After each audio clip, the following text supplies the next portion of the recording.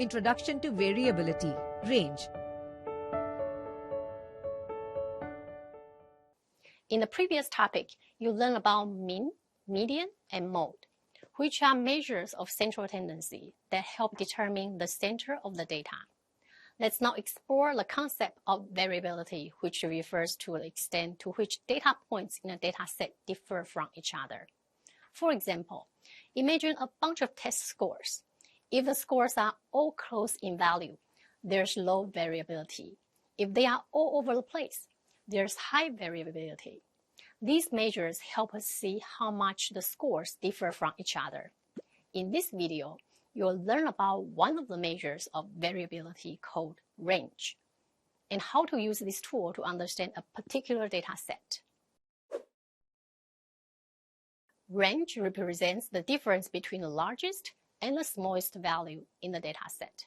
In other words, the range measures the extent of variability of the distance covered by the data points from the minimum to the maximum value.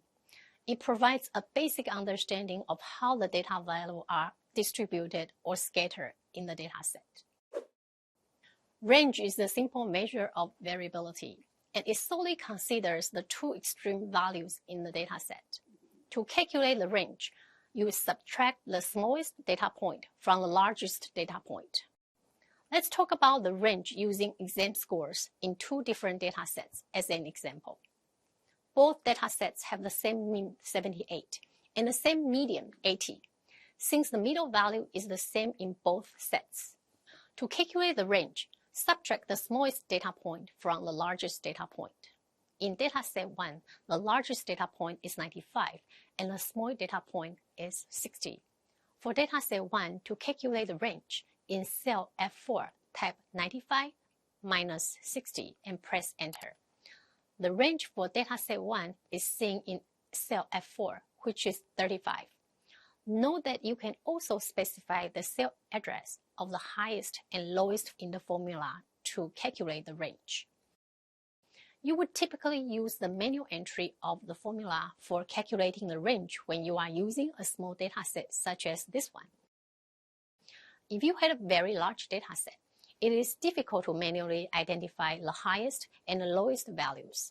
You can use the max and min functions to identify the highest and lowest values. Excel also has a range function, which can be used instead of entering the formula manually. To calculate the range for dataset 2, in cell F10, type 100 minus 60 and press enter. The range for dataset 2 is seen in cell F10, which is 40. Both datasets have the same mean and median, indicating that on average, the students perform similarly. However, the range in dataset 2 is higher than in dataset 1. This means that the scores in dataset 2 are more spread out from the lowest to the highest, while the scores in dataset 1 are relatively closer together. The range provides a quick and straightforward way to see the extent of variation or spread in a dataset. It allows us to understand how much the data values differ from one another, especially from the lowest to the highest value.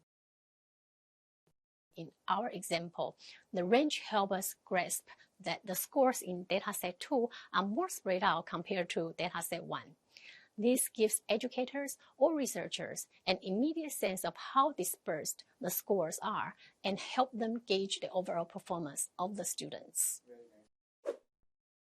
While the range is useful in showing the spread of data, here's a heads up. The range has its limitations too.